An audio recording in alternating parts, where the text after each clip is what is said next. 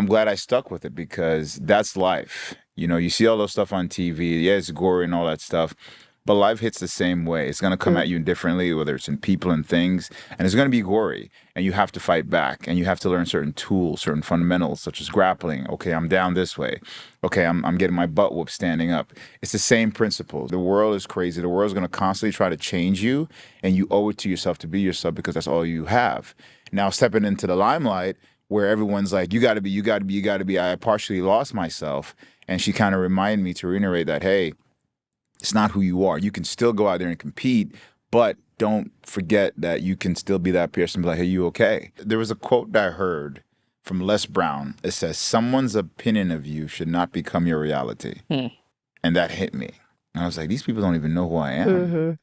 And I was making that my life. You know, I was living vicariously through that. And then I started to study fans. Let go. Hey, okay, I know I'm here to stay. Counting on my wins, so I can't play it safe. Try to go against us, get you out the way. Go hard, it's the only way to play. Let me say, I'm a trendsetter. I'm a go-getter. I'm a trendsetter. All right, you guys, we're here with a pretty special guest, and we are so excited to introduce him. If you don't know, he has one of the top 3 knockouts of all time on UFC. Please put your polls together for our guest, Uriah Hall. Hello, how are you? My name is Uriah Hall. How are you? Nice to be in this country here. God bless America, yes. I love everything about this He's so already. full of shit. This is the best. It's going to be so much fun. I love it. Thank you for being Yes. here. Thank you for having We me. really appreciate it. Thank So you. full transparency, I don't UFC. I don't UFC. I'm going to tell you why. You know it or you I don't? don't. Oh, you don't? I'm going to tell you why I don't know It's it. too violent. It's too gory. Like I've seen, matches here and there, and I'm like, like I don't. My mom too. Okay, because these are the questions. These are the things that She I loves need it to now, know. but go ahead. So she watches because I'm like, okay, obviously we're gonna start from the beginning, like how did we even get here, like all that type of stuff. But before we get there, like, mom, like how does she watch it? I know. Well, as all moms, they're scared of watching their babies getting hurt. But back in the day, when I started martial arts for confidence purposes, I was bullied. I'm an immigrant from Jamaica, and the structure in America was just completely different. I've never experienced racism before. So with all that, I was losing confidence, not even realizing it, and culture shock, of course. So my mom decided to put me in martial arts for confidence, and I just bloomed. And there was a day she watched me get my ass kicked, and I had this thing in me where I didn't quit. I still don't know how to quit. And afterwards, the guy was like, you know what, you're a tough kid. Come on Sundays and I train you. But she watched my first sparring, and she was just like, oh my God. And then, of course, the sensei was like, listen, it's a part of it. And I'm glad I stuck with it because that's life. You see all those stuff on TV. Yeah, it's gory and all that stuff. But life hits the same way. It's going to come at you differently, whether it's in people and things. And it's going to be gory. And you have to fight back. And you have to learn certain tools, certain fundamentals, such as grappling. Okay, I'm down this way. Okay, I'm getting my butt whooped standing up. It's the same principle. So when I used to be in that time and, of course, teaching kids, I would instill that upon them. But again, when you visually watch, you're like, oh, my God. And I get that part. But when you're in there and you learn how to throw punches on pads and, you train martial arts, you don't see it like that. You're like, oh, it's a stress reliever. It's a mini vacation. So you've said that, you've said that fighting is more mental than it is physical. Yeah, I think it's definitely both. I would say probably 80% mental. Okay. Because to go in there, look across the arena and be like, I'm going to kill you. Yeah. And they're thinking the same thing too. And you're in your underwear and your brain cells on the line and people outside going, you're going to die. And people are like, no, you're not. And then your mom is watching like, oh my God. There's so many things, like a pressure cooker. But, when I started martial arts, again, I was bullied. So the lifestyle that I chose was to step outside my comfort zone. And you don't need to be a fighter. I think everyone, especially women, should know how to defend themselves. How do you prepare yourself, though, like your mind before a fight, if it is more mental? You have to be present. And sometimes it takes everybody a different type of time period. I know for me, I love to train. I didn't like to hurt people, but I was good at it. But when you kind of been thrown in the spotlight and everyone has their own type of perception of you, you're a killer. I'm like, I am. And my mom would remind me like, no, you're a human being with a conscience. Yeah, you might hurt people, but you're not a killer. I'm like, okay. Yeah. So it's so different for everyone. Some people use rage, which I don't recommend because it blinds you. Some people have, motivation or their kids or family. For me, I just love to compete. So I look at it as a chess. I'm like, okay, this person has these attributes. How do I take it away?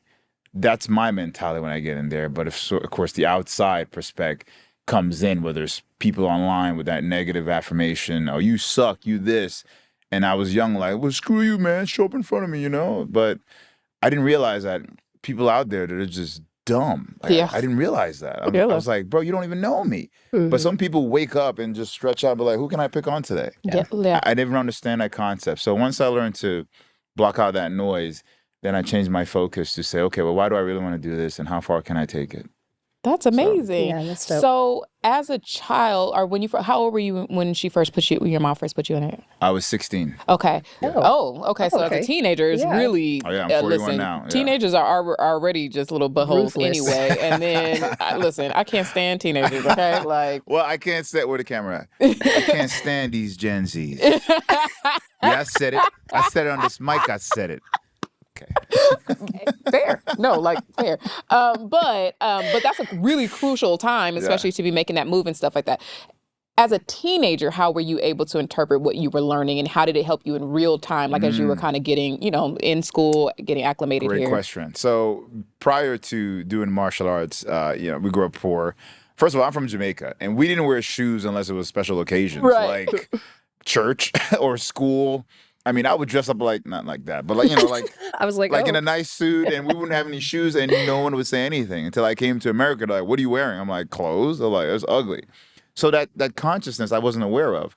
But prior to that, I learned how to fight from, this is my nerd moment, a video game called Tekken. yes, Tekken. And a cartoon called Dragon Ball Z, which a lot of kid my era grew up we watching. both do it. Come in. Yes. We're 40 something. Well, there you go. She's almost You're from 40. my era. Okay. Yeah. So not being able to afford it, and I didn't want to tell my mom too much, I would put in a cassette player and a VHS. Remember those? Yeah. Yes. And I would record the move the furnitures and practice the move so religiously.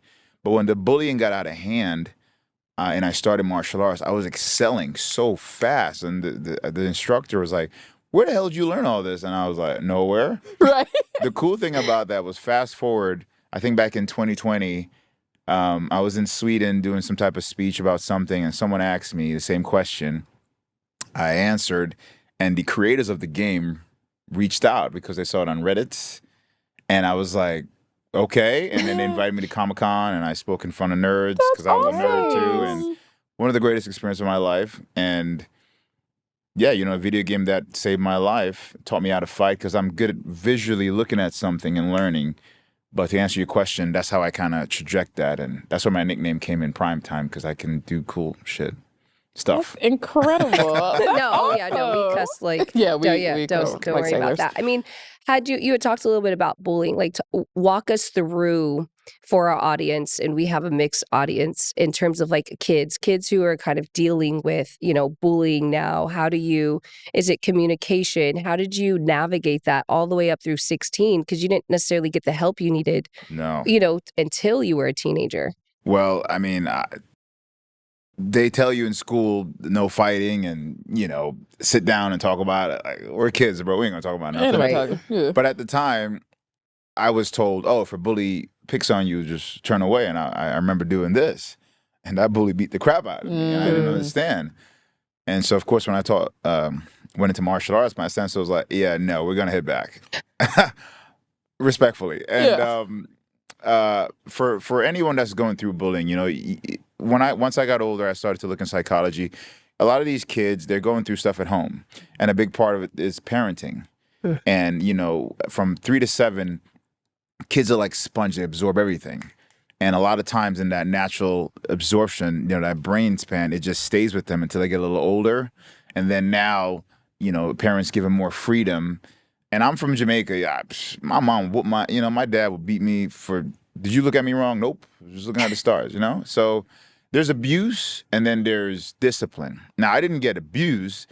Like, if I do some stuff that I wasn't not supposed to do, I got a licking for it. And it was like, okay, I know not to do that. So coming to America,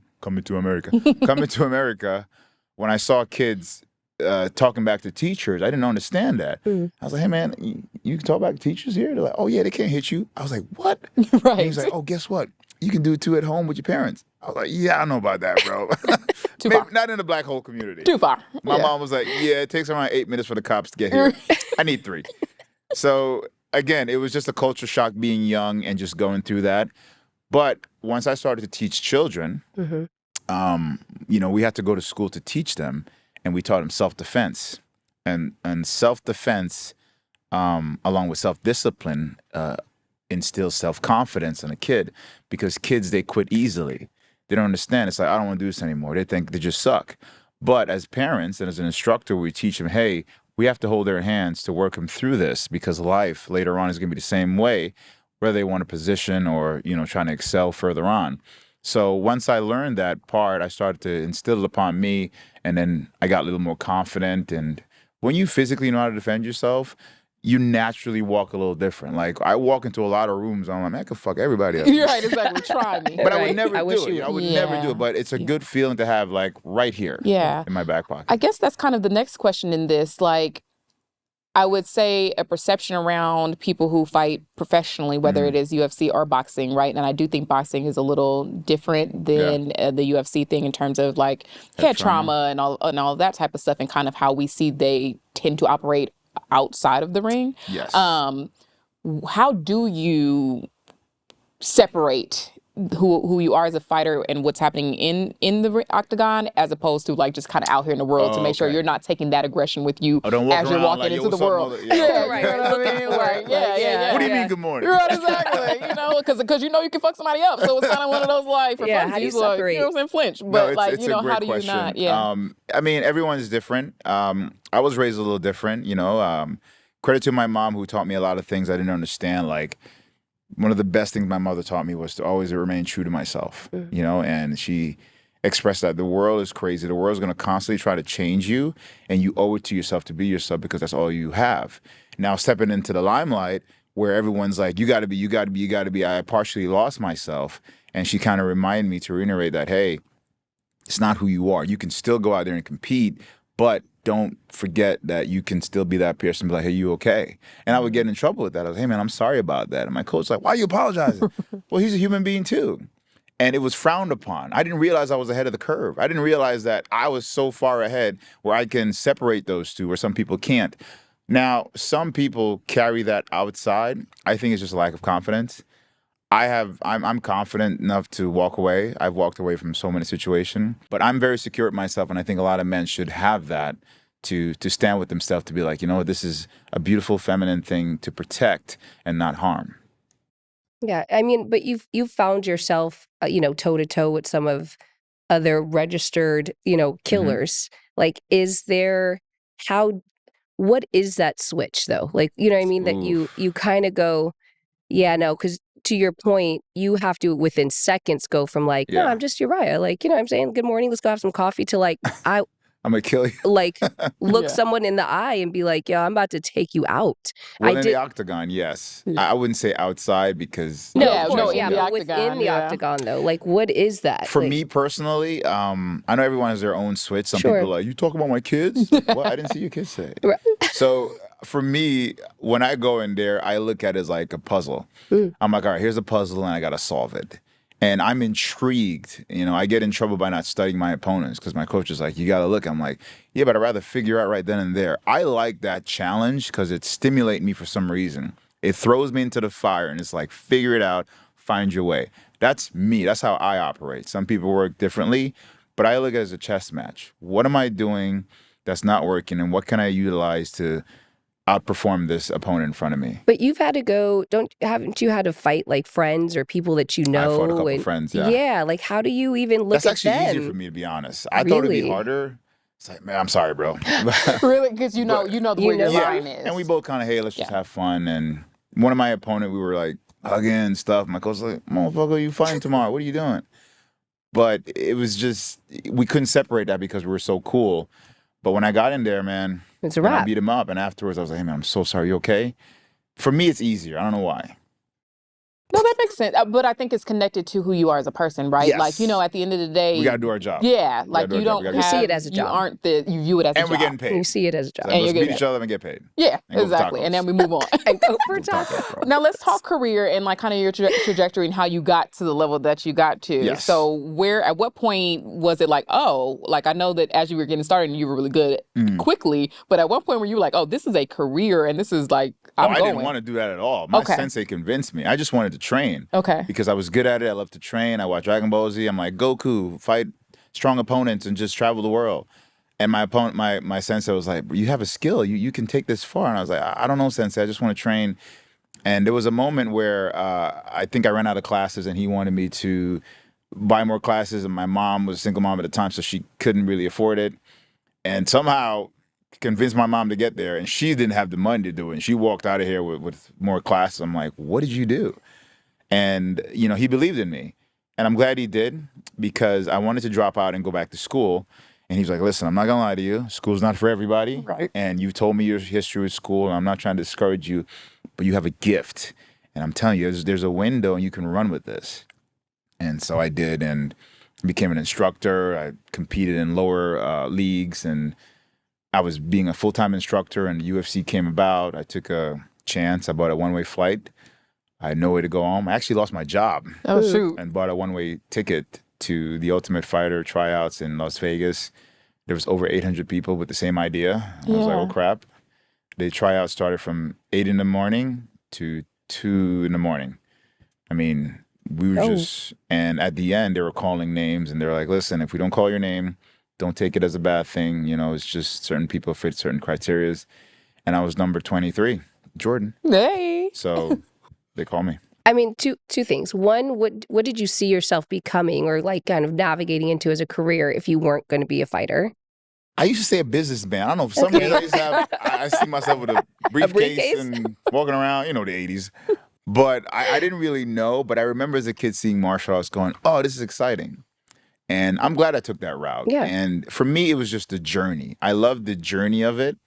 It wasn't really like the destination. Yeah, I wanted to be the champ. I didn't have that opportunity because of political reasons.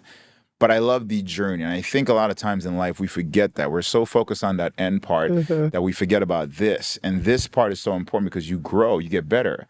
And there's certain things that are instilled upon you that you didn't realize you're getting. Because nobody's making out of this alive. As much as we have all this plan, we're not making out alive. So it's like, what do you do with this thing that's undisputed, undefeated, and it's Father Time? Mother Time. Oh, it's Mother Earth. Mother Earth. Father Time.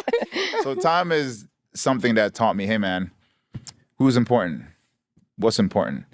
What do you want to do? How do you feel about you? And how do you feel about bringing those people around you to make you become a better version of you? And sometimes you have to go through losses, like, a heartbreak for me to rediscover who I am because I've forgotten that.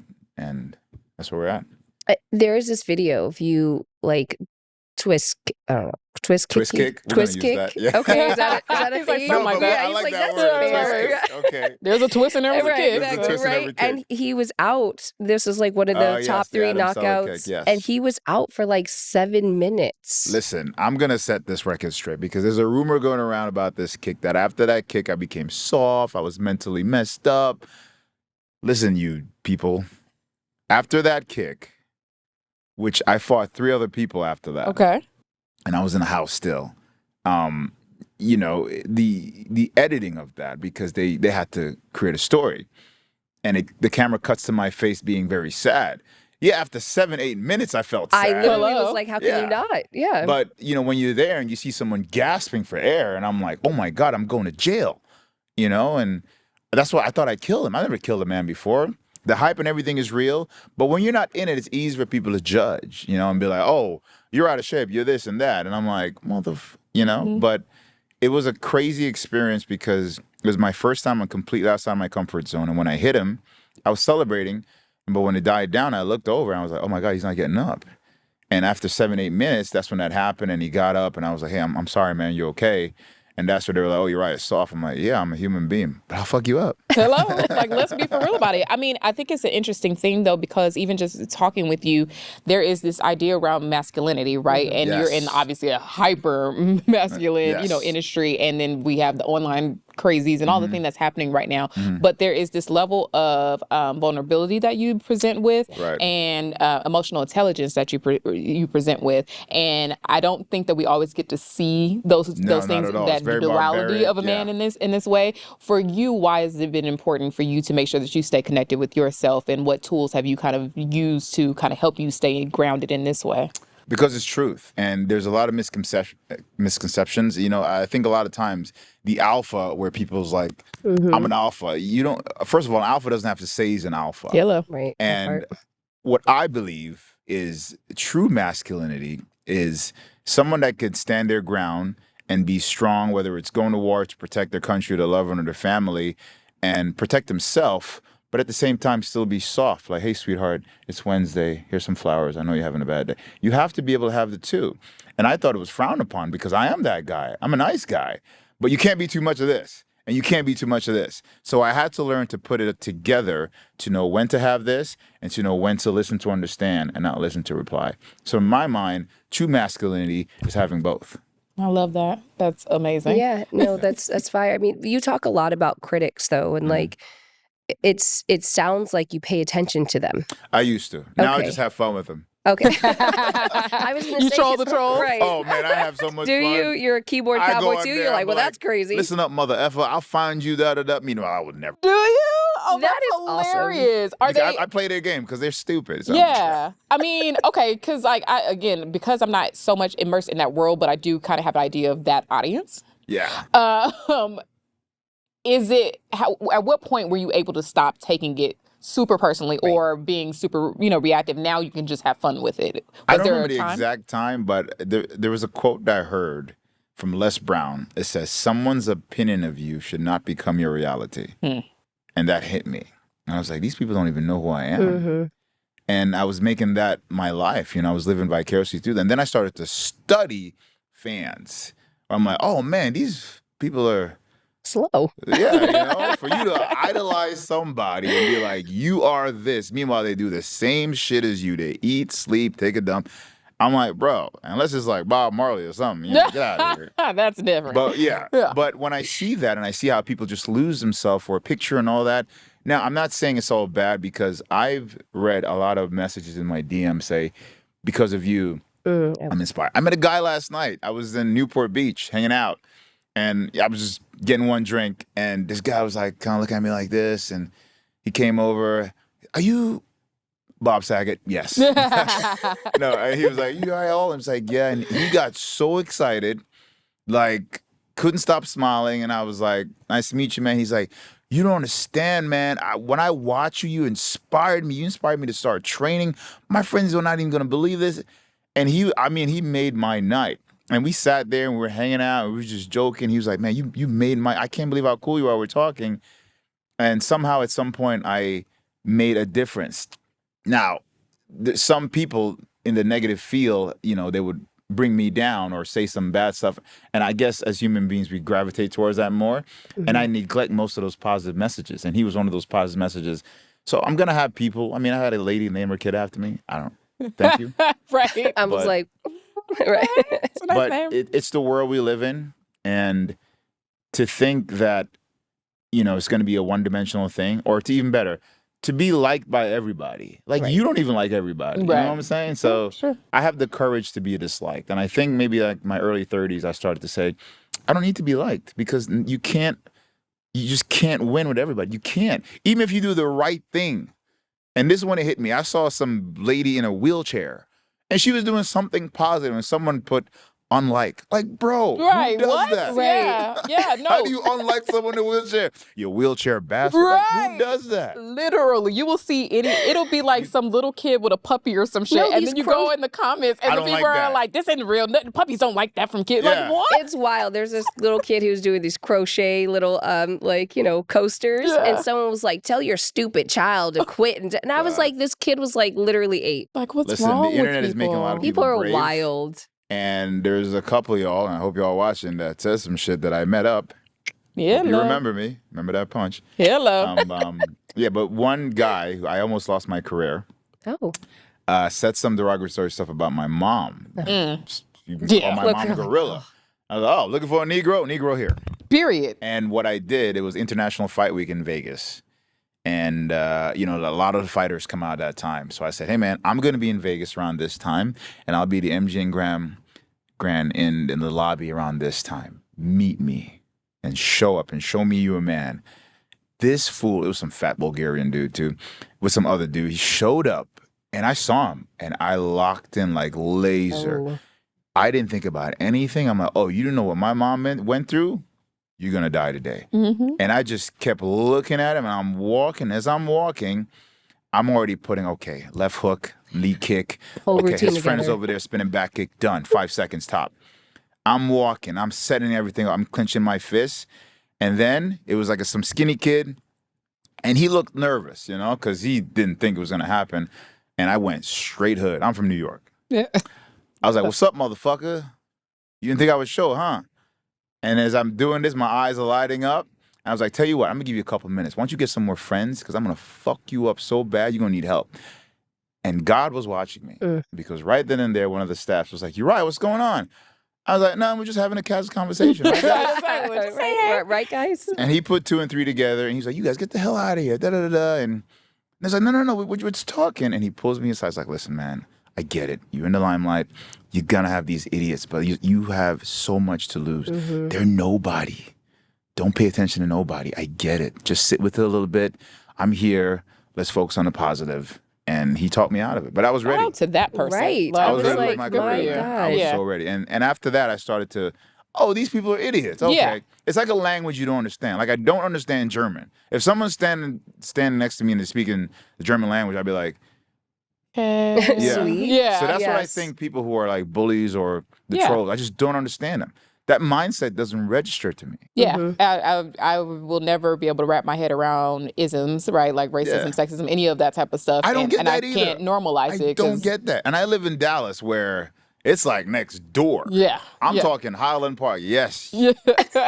I'm talking, I go Y'all. to Trader Joe's down the street and it's like, Uh-huh. Uh-huh. Oof. and I get excited. I'm like, well, it's Thursday and the blacks are allowed. Right, exactly. Good I morning. milk that shit. Can you because pass I'm me the milk, confident ma'am? And I can fight. That's always my thing. I can fight. When someone says something, I'm like, I can fight. I'm good. I'm a very big fan of you're not gonna whip my ass, so here we are. Yeah. Whoop your ass in front of you. You and use all the use. All the use. So Oh, goodness. okay, if knowing everything you know now, kind of looking back at your fighter days and your career and all that type of stuff, like what advice would you give in younger self, like or yourself? My younger self? Yes, as you're going through your career and all that. Run, nigga. No, we're gonna edit that. Blink twice. Right. I'm sorry. Okay, so what advice would I give my younger self? Yes. It's interesting you asked that question because once I dove in deep into psychology and, you know, I saw a therapist, which every man should Yeah. do it. Please go to Man therapy, and y'all. women. Everybody. And women, Everybody. everybody. We all Animals, needs it. cat, dog, Go. put a line in there. And one of the things I've learned about the trauma that I had is little Uriah. And the thing with little Uriah, this one hits. The thing with little Uriah, and I've explained this to maybe a couple people in my past, you know, it's like a little puppy. It's raining and it's cold. He's shaking. And he's under some type of cellar, and you witness this puppy, and you're like, "Hey, buddy, why don't you come out of there? I got a home for you." And the puppy's like this, because people in the past have took that puppy and put it back or treat the puppy with harm, and that was me. I was a little puppy. I've been hurt. I've been battered. I went through some stuff, the heartaches, and I had to pick myself up all the time. And then when someone was like, "I won't do that," I'm like, "Oh man, here we go again." And once I went back to revisit that little guy, I had to convince him that, hey, I'm here. It's not your fault, and I'm going to protect you. The problem that I have with that, the mistake that I made is I did that once, and somehow I forgot him. And then I had to go back, and by then he was like, "Nah, man, you came, Right, you of I'm all good." people." And I was like, "Shit." Now I had to reconvince him. The way I had to do that, I had to sit longer with him to let him know I'm not going to go anywhere. And I'm kind of still in that process, to be honest. Sure. And I'm trying to have him with me to be like, it's going to be okay. So if I can go back to my younger self and be like, listen, there's things that's going to happen, but it's going to be okay. And I wish I had an older brother. I have brothers, but none of them told me that. But, I wish I had that older brother be like, it's okay. I'm going to be here to protect you. And I had to find that in myself. And spiritually, as I got older, I learned to find that in God. So, yeah. Damn, that's like, I'm proud of you. That's tough. you. One, therapy is hard for people to admit, that they need, and hard to admit that they're going, and the reality of all the trauma that most people have really been a part of, and really still carry with them. Yeah. It's such an important part to go back to yourself and say, it's not your fault. It's not. And a lot of people avoid that. I can give room for that both sides have been trained and groomed to believe a certain way about how a man should share and be vulnerable or not, and women should share and be vulnerable or not. And I do think that there's a number on both sides that aren't capable, ready, or able to honor each side in the way that we really should be as humans and communicating. And no woman wants to be with a broken man. I get it. Yeah. I get it. And that's one of the things. I didn't want to be broken for you to say, I'm going to fix you. Now, once in a while, you get that unicorn. You'd be like, I got you, boo-boo. What do you need from me? And we go, oh, my God, you are real. And then you do us the dirtiest. You just had to mess it up. The flip side of that is that you do us the dirtiest. It's the ones who are like, I'm going to ride with you. I got you, baby. And they be like, no, like, cool, if cool, you can get out of the car I'm now, going to get you and her real quick, but I'm going to be back. Because cool, got it. You can sense the red flags, right? And when it gets to that point where you both just listen to understand each other, like I was talking about before. And when I say listen to understand, it means when you're talking, I'm listening. And when I'm talking, you're listening. It's not, well, I heard this. But if you heard something, communicate with me. Well, I didn't like the way you did it. Oh, I'm sorry, honey. What did I say? If we're not doing this, then it's not good. We have to be able to fight, because we're going to, with our disagreement, and still say, I love you. Maybe right now it's not a good time, but let's revisit this. It has to happen, or else it's going to be messy. Yeah. No, I agree. I mean, there are certain stages of maturity, though, each person has to be at, and certain stages of trauma having been addressed that people have to be at. Yes. Right? Yes. Because I am probably stepping into one of like my most confidentest phases. And it's taken me a while, to kind of understand that. And there are times I thought I was confident. When you look back, I was like, oh, good Lord, and then so it does take that level of, right? And you do have to meet people kind of where they are, but you have to do so with the grace of knowing where they are. And in addition to knowing where you are too, because there are times in which, like, I'm married, and there are times where I'm literally like, I'm just going to give him the grace of knowing, and I'm going to not talk. And there are other times where I'm like, to your point, I'll be like, wait, so this is how I just heard or interpreted what you just said. Right.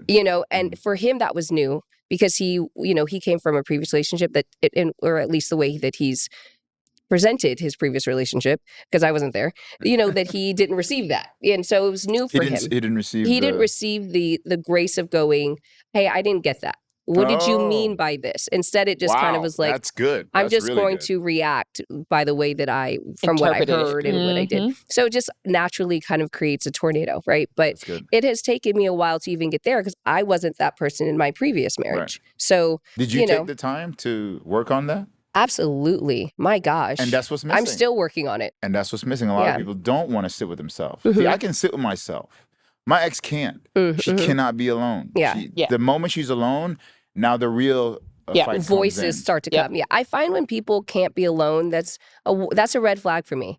I can be alone almost too often. I almost love it too often, much. to the point where people are like, no, but seriously, are you okay? And I'm like, I'll go to dinner by myself, movies, I'll go to a concert. I love myself. But and you know what that says? It says you love yourself. That's exactly what it says. Because I literally read this the other day. It talks about people who loves themselves. It's like, how do you know when someone loves themselves? When they can do shit alone. Hello. Yeah. You don't need anybody. I enjoy my company, but I also think it's kind of a cheat code, because being able to be alone with myself allows me to be present with someone else.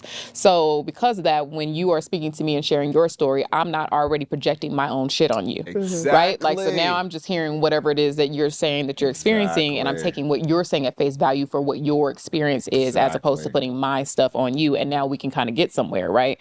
And so, this done turned into a whole therapy session. Right. But at the end of the day, I mean, the interesting thing about this conversation, though, like, you doing martial arts in particular, and the mental portion of having to understand where you are at all times and how you use your power translates into how you're learning to use your power and your words and your energy, even in your interpersonal relationships, which is why I think sports is such a vital thing to our society when used right? Because it is a really great tool to teach us these life skills. Because as I'm having to interact with somebody, whether I'm fighting you, and we're opponents, or you're a teammate on a team, like how I interact even in this space helps inform so much of what we do on the outside. And it's one thing that we all pretty much start when we're young. Yes. That's outside of our households that might be teaching us a whole more toxic or positive. People have grown up in wonderful households, but there's something about sport that kind of gives us this broader view on life that goes outside of our bubbles to an extent. So it's really cool to see the way that you've been able to use your experience to help grow you as a man, as a person, as a human. Yes. I'm not gonna lie, I didn't realize until you said it. I did not realize that. I thought I was just being normal because I'm very, in my mind, normal. Like I've been recognized a bunch, but I've never used it. I don't see myself as, you're right. I'm like, I didn't do enough. They're like, what are you talking about? And this kid the other day said something to me because I went into the store and I was all mopey because I got my heart broken. And I said some stuff about, he was like, oh man, how you feel? I'm like, oh, I'm good, just being a Samaritan, a normal human being. He's like, what do you mean? It's just weird, I'm used to punch people in the face and stuff. And he said, yeah, but you had such an awesome era, though. I was like, what do you mean? He's like, the time that you did your stuff in that time frame was just amazing. And I've never looked at it like that. I've always like, okay, what's next? I didn't realize in that era for what I did and how I did it authentically. And random kid just kind of expressed that to me of saying, nah, bro, you did good. You look at this. Yeah. And the moment I did that, I was like, oh, man. Yeah, no, it's hard. No, it's hard to do. It's, especially as a champion and a competitor. Yeah. That you're and that's what, in terms of not necessarily being present, that you kind of, you skip out on you actually miss out on that journey part that you were talking about, right? Yeah. Because you're kind of like, I don't know what's the next destination. And instead of going like, damn, dude, I did that. Like that shit was wild. I was top of my game. And unfortunately, a lot of times athletes do get labeled as just that. Yeah. So it kind of fucks with the people when you are, this crown is placed on you and whether you recognize it or not, but that's the only version of people that they want to see. Yes. And they assume that that's what you are and who you are when they meet you outside of your job, I've right? talked to people, they're like, oh man, shit, he could talk. Like he's not, it's crazy. Carlton Banks is the name. It's not unusual. So in this phase then in life and where you are post, competing and all that type of stuff, what is inspiring? What are you doing? Where we at? Man, I tell you, that's a great question. I'm doing some acting. Okay. It's a different world. It's a cutthroat world for sure. It's easy for me because I'm very patient, and I've gone on set and they're like, man, you're easy at work. I'm like, yeah, because this is new to me. So I'm a student. There's a bunch of projects that I want to start because, I'm not looking at martial arts anymore. I am negotiating with a new league. Supposed to compete the end of the month, which is the 31st. Nice. Karate combat. And it was just to kind of, get off the couch and do other stuff. I have some clients that I teach. And, after I retired from the UFC, I fell into this really dark place for a while. I was very depressed. I got fat. I was on my couch like this because it's like, oh, now you're Uriah, the has-been or whatever. And I just didn't know what to do because I didn't want to retire. I retired too early. Some politics. And I felt like there's so much I could have done. And it was the hardest thing I ever did. And my mom always says, your disappointment is God's appointment. And she says, you never know what he's protecting you from.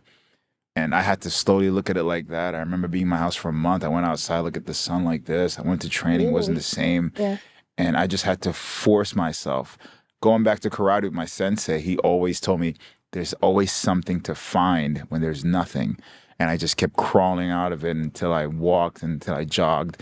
And I've had moments where I stumble, but I had to remind myself, like, no, I can't go out like this.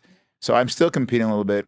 I do want to get into acting more because I have so much respect for those guys. It's hard. I was a villain for 30 seconds. I was like, damn, I'm reading all this script. It's very hard. But it was so cool just to portray and tap into emotions. Like I remember doing a scene where I got killed and it was like, all right, Russian director. But I want you to feel like your soul is leaving your body. And I was like, "Ugh." I had to like go into that. That was phenomenal. It's crazy. Oh my gosh. Uriah called me. Like, hello, and scene. But to tap into those emotions, when you see people cry on TV, I'm like, man, Right.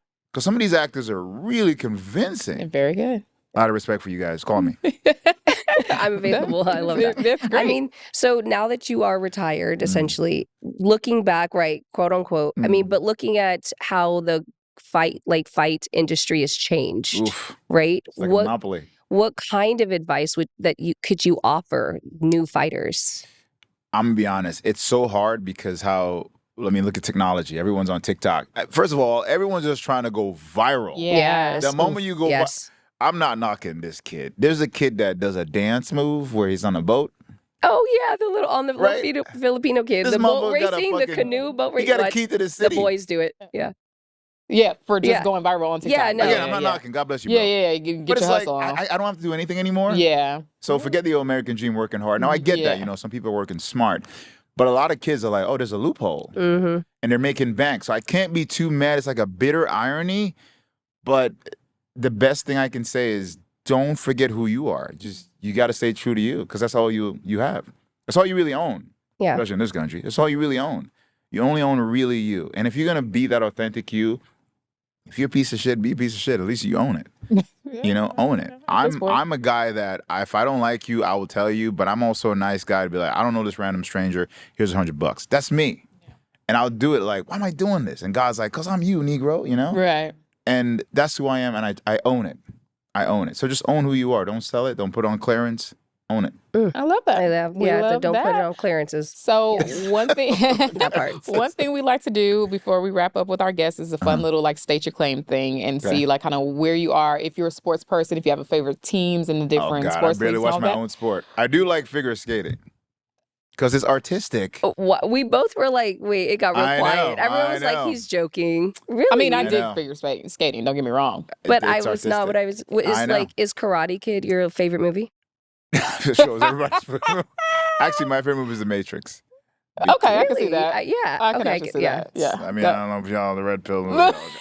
Another topic. Okay, so you don't sports at all. Like you don't watch NFL, NBA, any of that? I look like an NFL player. People are like, you an NFL player? Like, nah, bro. They You don't absolutely think you're You don't an ever NFL like player. fuck with them. You're not like, yeah, I'm. So like, no, Oh, all the Usain time. Bolt. Oh, You're not okay. like, Yeah. All the absolutely. time. Yeah, hell yeah. I mean, there's an incident where we're in a place and we're buying something. Some fan came up to me and this kid and this gentleman was like, "What are you, a football player or something?" And my friend got insulted for me, because I'm a big black dude. And he was like, "Football player? Actually, he's the creator of Twitter." And then I looked at him like, What? "What?" Hell Right. yeah. You And should've he was been like, "Oh, I'm sorry. You just look like you play football." Right. That's my old white man voice, by the way. That really again, hire him. Well Listen, and another incident, I'm talking to this gentleman because I'm friendly, and another fan came up, and after the fan left, and he was like, "Oh, so what do you do?" And I was like, I've saved the baby here and there. He's like, "Really?" I'm like, "No, man." And I said, Damn it. yeah, right? I'm a professional fighter." And he's like, "Wow, you speak so well." And yeah, that was a look. And I was like, "This motherfucker." Mhm. He didn't know what he was saying, but again, I had to adjust to understand that was his best of him understanding narrative. Yeah. And I just sat with him like, yeah, some of us speak well too, man. You'd Hakuna be Matata. surprised. Hakuna Like, Matata. But my Boom. best No. is when some people come up to me and they go, "You look familiar. Where have I seen you?" And I'm like, "You watch porn." I'm done.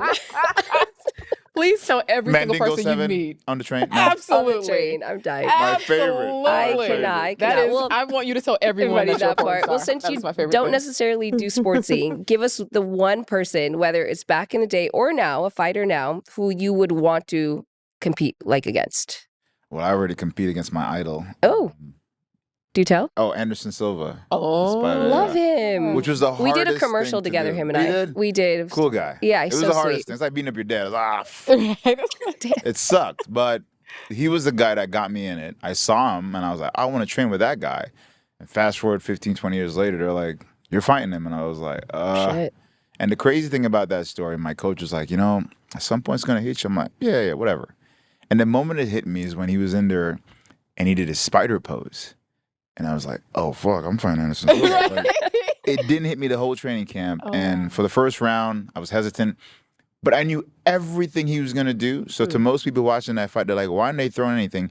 Because I was shutting down his style. But I knew everything he was going to do. I knew what everything meant because I learned everything. What like awesome. he got you into it because you I saw was he inspired. looks like I fought someone and I was like, this guy moves well. Okay. And I kind of moved some similar way, and people were kind of comparing us when I was on the show. But I've never, they wanted me to fight him right after the show, and I was like, why? Can I just build up? And it happened years later, but he's still one of my idols, and I love the guy. He's awesome. I still want to train with you. Thank you again for coming and for being here. This having was me. awesome and a This was really, fun. really This cool got me out of conversation. bed for an hour drive. We appreciate we you. appreciate you. No, for thank sure. you so much. And again, this is Sportsing. I am Eric Lynn. That What up, is though? Gloria. This is the great Uriah Hello, Hall. and I am Uriah Hall. Today, it was a great segment with these two ladies here. We're going to go to commercial after this break. Y'all make sure that y'all subscribe, share, tell a friend, comment, come back, do all the things. We will see you next week.